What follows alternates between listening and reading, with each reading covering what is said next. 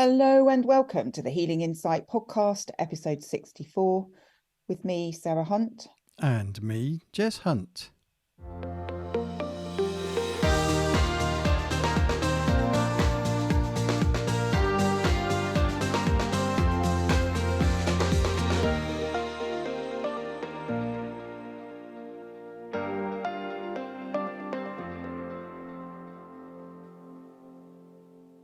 Hello, everybody. It's lovely to be back with you. Hi, Jay. How are you? How's things? Yeah, things are good. Loving the weather, wearing my shorts, getting out in the sun, all those sorts of things. So weather-wise, I'm loving the longer evenings as well. So still light at 9:30 is really, well, light enough at 9:30 is still good. And we've still got a month or so to go in terms of longest day. So all good. Yeah, absolutely. So how about you? Yes, all good here. I've got vegetables growing in the garden now. Rumai helped me plant some. We're a bit late with them really, but hopefully they'll grow some seed potatoes the other Okay. day and some onions. So we'll see what happens. And yeah, I had a trip to a big crazy golf place last weekend with him, and he and I Excellent. played crazy golf. So yeah, that was really good, really good. He enjoyed it. I enjoyed it. It was nice to have some downtime with him, because he often stays with me when I'm having to work. So yeah, it was good fun had by all, as they say. Brilliant. So Today. today, I don't really know what title to use for today, but I thought it might be interesting to explore why it is we kind of we find it difficult to move out of old habits, and how we kind of we'll shift and then we'll revert back. Okay. That makes sense. Um, something will trigger us back into that old way of being when really we don't want to be there anymore. We want to move forward. So yeah, I thought it might be interesting to explore that as to maybe why that happens. And it's a bit like with when people make New Year's resolutions and they decide they're going to change something, and a few weeks down the line they've reverted back Yeah. to how they were before that change. And in my own experience, I have found that doing the energy work linked to whatever it is you want to change makes it easier to change things, but you can still find yourself sometimes dropping back into that old way of being, which is not necessarily for the highest good, but it's that effort of change. It's keeping that change in place. So yeah, I thought it might be an interesting thing to explore. Okay. Things that come up for me right now. They're so habits, things that we do are programmed, ingrained in us, quite often over an extended period of time. And so there will be links, neurolinks in the mind, pathways created that link to those habits. So the first thing that came up was that there are physical, if you like, or biochemical reasons in terms of pathways. So if we're going to change a habit, we've got to break that old pathway and that way of thinking, and we've got to create a new pathway and way of thinking. The other thing that came up just in what you were saying about working at the energetic level, making things easier, then I would suggest that maybe if we're reverting to old habits, even if we've worked energetically, it's because we haven't actually completely cleared the root cause of the problem, or the root causes of the problem. I would agree with you with that. And certainly in my experience with energy healing, what I found is that there are many layers to the energy. And so there can be, you can clear root causes or issues relating energetically to what it is you want to change and start to put those changes in place. But then something else can surface that may need clearing that relates to that same thing, before you can kind of make the next move forward with it, if that Hmm. makes sense. Yeah. So it's kind of there can be layers of energies that need clearing for you to be able to get that change in place permanently. Yeah. And I'm thinking back to me with smoking. I tried giving up smoking multiple times over the year. And I don't just mean like a New Year's resolution sort of give up. I mean the genuine tried to give up. And it was the last time which I did give up, which is nearly 4 years, 5 years ago now. Coming up 5 years, 4.5 years. I haven't had a craving or an anything since the day I had my last cigarette at all in 4.5 years. And yet prior to that, yeah, I think I managed 6 months, I think was the longest I did. And yet all the way through that, there was a lot of mind play going on of, oh, you really want a cigarette, or oh, you really have one. You know, you can have one, one's not going to hurt. That kind of messaging. Mm. So I believe the reason it actually worked the last time was because because I mean, you helped me with some energetic work on that anyway, but we worked on and cleared whatever it was that was actually the root of, and we cleared everything surrounding it over a period of time Mm. that led up to that time of me having a cigarette and saying, actually, I don't want this anymore, and stopped. And I haven't had any form of backslide at all with that. Mm.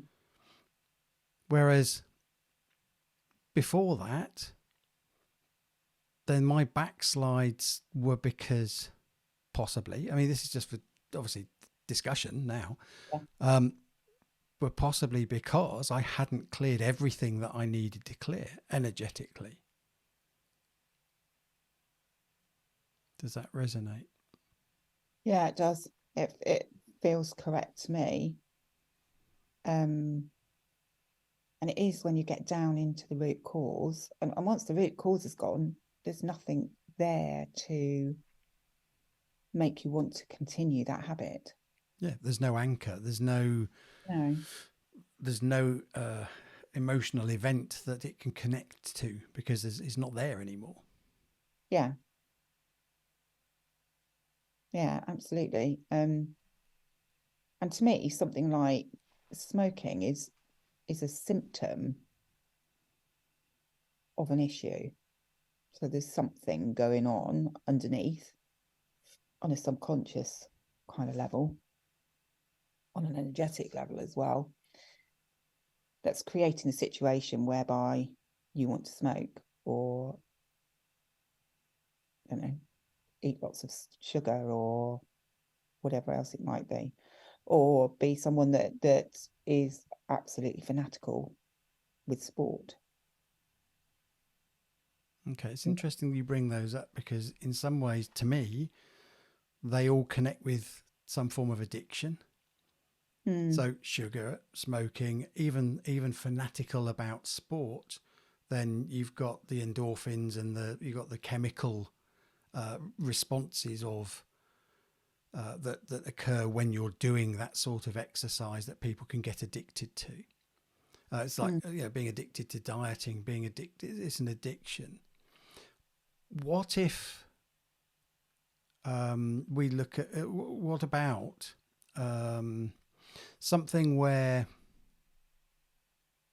so for example, someone's getting anxious, they're having anxiety, they've got some self-doubt issues, just generally, and they're then aware that actually this is what's triggering my self-doubt or this is what's triggering my anxiety, and they do work on it. They do, I don't know, meditation, they do healing, they do affirmations, they do work for that to help them clear that. So they're clear what the problem is. They're clear of what the root cause is. They're doing the things, they're doing stuff to help them both energetically and mentally deal with that, to overcome that. And then they still backslide. So they know what they want to do.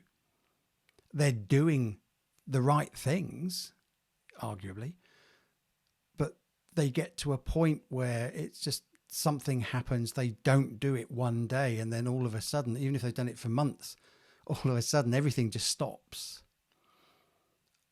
I would still suggest it's because they haven't actually cleared the bit that they need to clear that would make that an easy route for them. Yes, I would agree with that.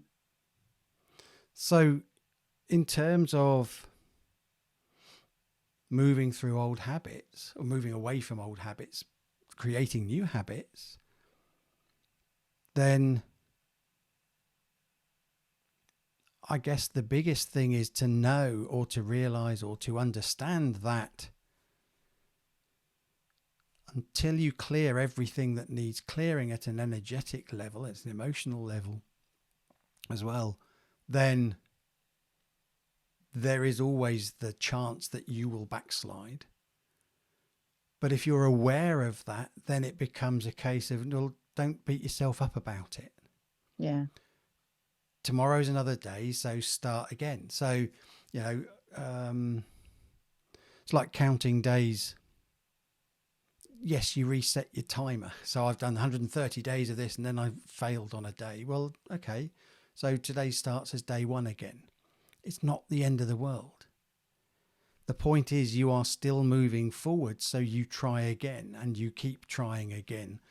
But what it's highlighting to you is there is still energetic stuff that needs to be looked at. So whether you look at that yourself, whether you go to someone like you or me to have some coaching or some healing around it, it's just being aware that if you are backsliding, it's because there is something that still hasn't been dealt with, which actually then gives you a bit of peace of mind, really, because it's not that someone's worthless or useless or can't make changes.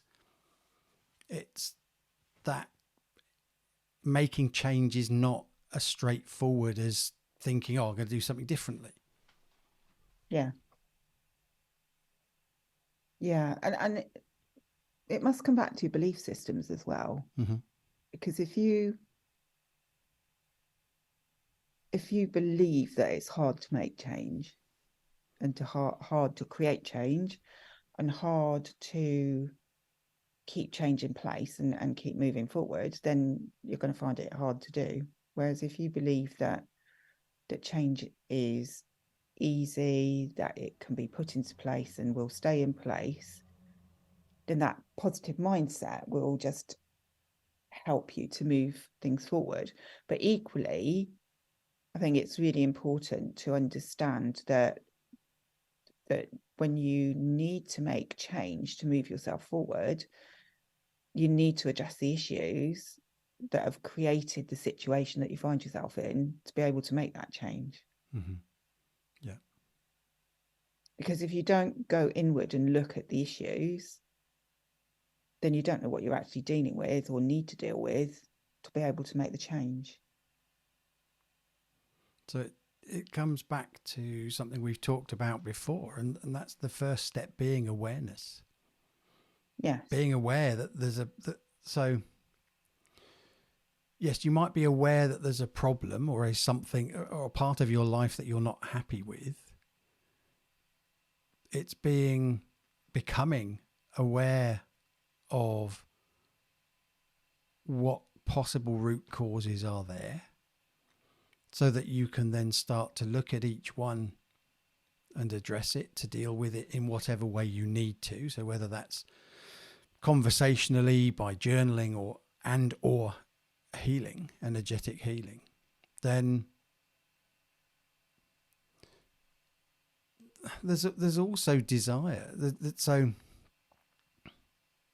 how much do you actually want to change? Yes, I mean, that's really important as well, isn't it? Because if you see change as a big effort and you don't really want to make the change, then that's going to make it even harder anyway. And if you can't see any value in the change as well, then it makes it harder, doesn't it? Yeah, I mean, if you bottom line is you've got to want to do it, and I mean you've Yeah, got to really want to do it. yeah.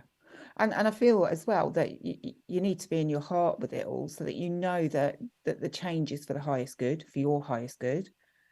Because if it's for your highest good, then you know that you're doing the right thing by creating that change. Okay, yeah. Yeah. Whereas if you don't feel it's for your highest good, then it's going to be harder to make that change. So it's kind of, I want to say, it's like you need to buy into the change and see it as progress, as self-development, as moving forward. Mm-hmm. Um, because do we want to be making change for change's sake?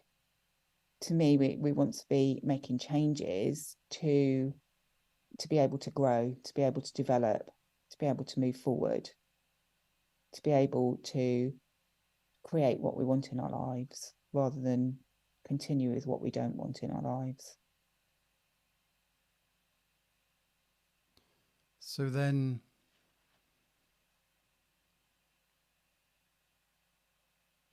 if change becomes easy, so um, taking on board what you said about the mindset and beliefs, if we believe that particular change is going to be hard, then it will be. And I was there certainly with smoking way back when I first started wanting to give up, trying to give up. You know, everyone talked about, oh, it's addiction. Oh, you get these, you'll get cravings, you'll get this, you'll get that. Which actually, for me personally, and I'm not disputing that people get cravings. For me personally, any craving was actually the negative self-talk in my head rather than getting agitated with, although one, I suppose maybe that might just be the way it presented in me, of course. Or your perception of it. Or my perception of it, yes. Yeah, because how you perceive what was going on might be very different to somebody who's not got coaching experience and understanding and Yeah, that's true. what have you. So where I was going, what I was going with was, if we find that change is easy, or a particular change is easier, then is that just an indication that we're on the right path? So heading towards our highest good, it's for our highest good, or no? I think I've answered my own question in that I think it is that we're heading on the right path. That said, it doesn't mean that there won't be any backward steps, it doesn't necessarily mean that we'll go into flow and everything will just pan out immediately, because there is still work to do. But I'll use the phrase backsliding, any backward steps we take or we perceive to take allows us to see something that still needs to be dealt with, or the potential that there is something that we don't yet understand or haven't yet recognized that also needs dealing with to help us move forwards with this particular thing that we're trying to change. Mm.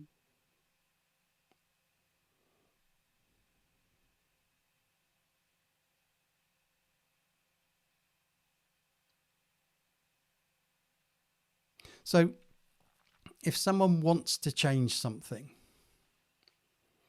someone has something in their life that they're not happy with, or they just possibly feel that they're putting up with, then what Mm-hmm. would be some good advice we could give them? What would be some good steps that would just help them get on track or start moving forwards from that place of stuckness.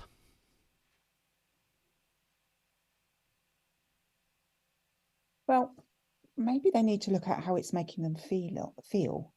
What feelings are coming up if you're in a place where you feel a bit stuck and you know that you need to make change. Can we simplify that down even more then? If there are areas in your life that don't feel good, don't make you feel good, or you don't make you, where you don't feel good, you don't feel happy, you don't feel excited about it, then maybe there is something in there that needs change. Because Yes. if you're not happy, I mean, I think it's as simple. So it's not even necessarily degrees of happiness or degrees of not feeling good. I think it's as simple as a switch of, does it make me feel happy? In which case, let's leave it alone. Doesn't need looking at this moment. Or does this make me feel unhappy or sad or icky or whatever variant of that? In which case, maybe there is something that needs looking at. Yeah, definitely. And it's my understanding that, we're moving, as I've said on many occasions, to a more heart-led way of being. And when we're in our hearts, we need to be doing what makes us happy. So the things that make us feel happy, the things that make our soul sing, the things that we feel passionate about. And that, it's not just necessarily about work. We can be passionate about other things in our lives. Mm-hmm. Are the things that we need to be embracing. And if we've got areas where we haven't got happiness, then we need to be looking at why. And it doesn't necessarily mean that you need to move away from the situation. It might just mean that something needs changing to change the perspective to help you to gain that feeling of happiness about that area of your life again. Yeah, I'm going to use a really inane example, but cleaning the bathroom. It's not my favourite thing. Not mine. But I do it because it needs doing. And I did an experiment.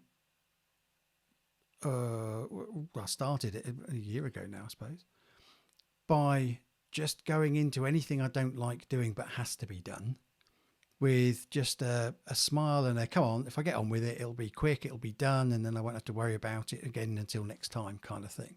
And it might be I'll put some music on or something. And I found that I can do the bathroom in about 20 minutes, half an hour completely. It's quite a small bathroom for that matter, but versus the hour and a half I was arguing with myself about whether I was going to do it or not, and then having to do it anyway. Mm. So it might be something that you don't really enjoy. It might be nothing more than changing your attitude towards it, or in my case, putting some music on and just, come on, let's just get on with it. And then I can reward myself if I want to by doing something that I really enjoy after it's done. So it might be something as simple as that we just need to change our perception of something. Mm-hmm. There's no major change. It's just a change of attitude. Yeah. So it could be as simple as that at one end. At the other end, it might mean some major life changes. If you're unhappy in a relationship, you don't have to leave the relationship. You can see and work on what needs working on. That said, there might also be times when it is right for you to leave a relationship, or it might be taken out of your hands and they might leave you. Yeah. So the level of action required will depend on the situation. Yeah. Equally, you could look at a work scenario, couldn't you? Mm-hmm. And you're not happy in your job anymore. It may be that it's time to move on, that you need a new challenge, that you need to look either within the company for something different or outside of the company. But it may be that something's happened that's upset you, you've held on to it, and you need to kind of address it to bring that vitality back to what you're doing and how you present yourself and how you feel at work. So it's not necessarily that change is about moving away from something, No. walking away from it, but actually looking at, why does it make me feel this way? What is it that I need to look at? If I make little changes, like changing my perspective of things, will that actually change things for me and bring me back to a place where I'm feeling happy and comfortable about that area of my life again?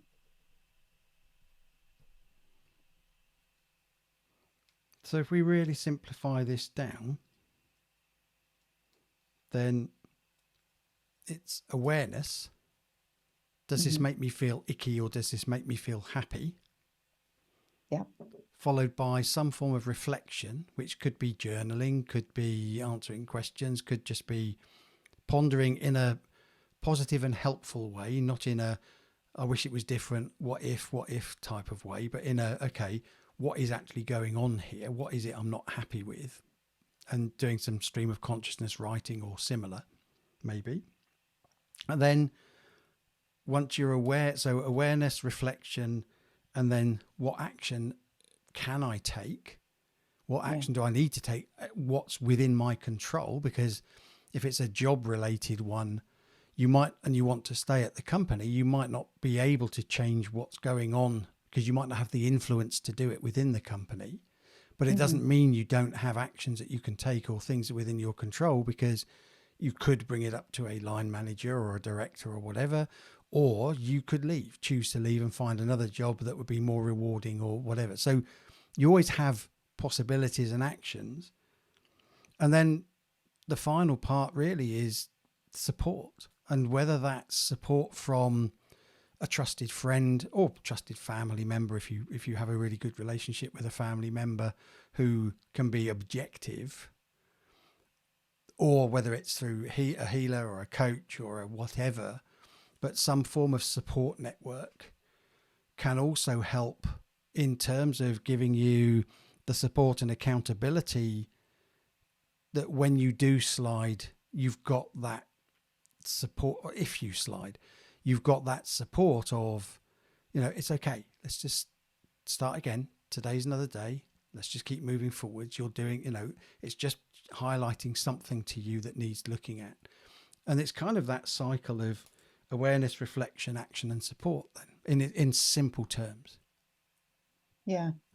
Yeah, that's a really good way to look at it, because you've got to have the awareness to start with, Yeah, if you doesn't don't it? know what you're going to, If you don't have the awareness, you haven't got anywhere to really start, have you?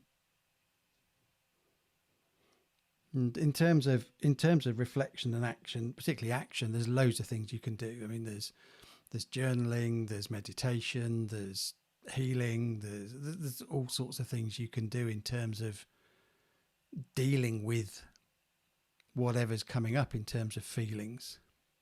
I think just to say as well, when you're reflecting, Mm-hmm. just reflect, just observe. No judgment. Don't, Yeah, yeah, don't overanalyze, don't, because then you push yourself into your head. But when you reflect by observing, you can allow your heart, your intuition to bring to your attention the things that need bringing to your attention.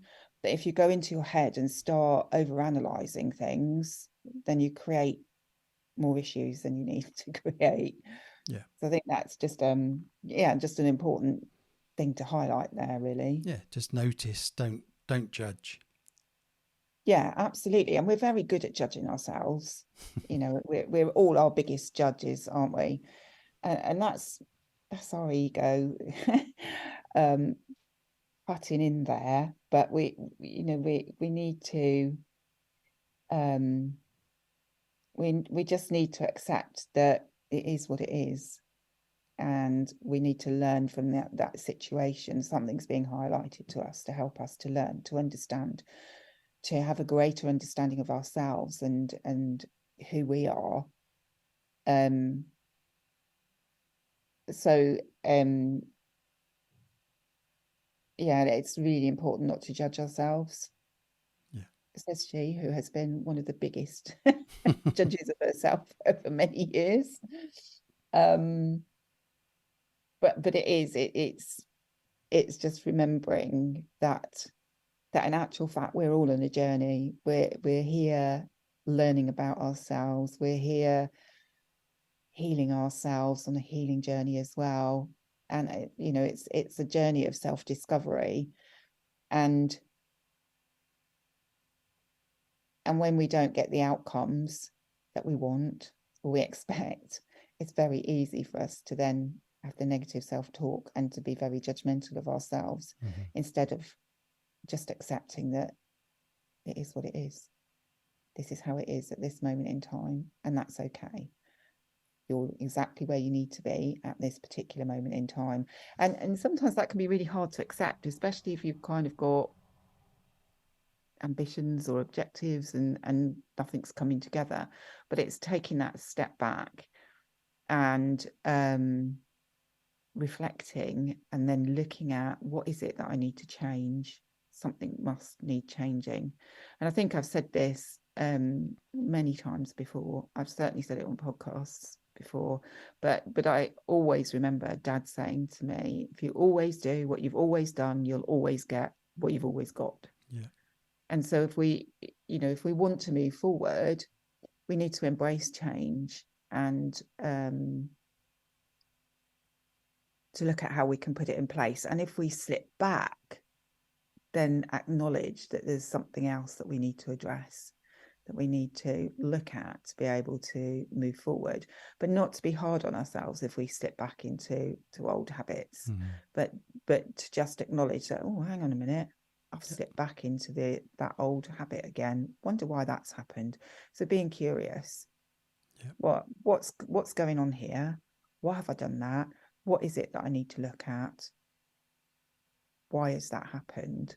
Rather than beating ourselves up because we've let the change that we'd started to put in place slip. Yeah. Absolutely. So Interesting. yeah, an interesting topic really, but it does come back to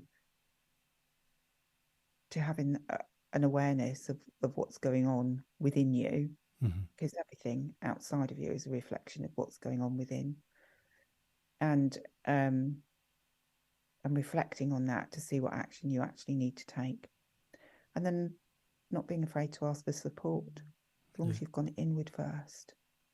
Yeah. That's the key. Go inward first, and then you'll have a greater idea of what you need to do to be able to move forward. Indeed. Nice. There you go. Well, on that note, no, I think that's a good starting point for people, I think. Hopefully they'll find it useful. Yeah. So listeners, until next time. It's goodbye from me. And I messed things up because you weren't expecting me to say that. And it's goodbye from him.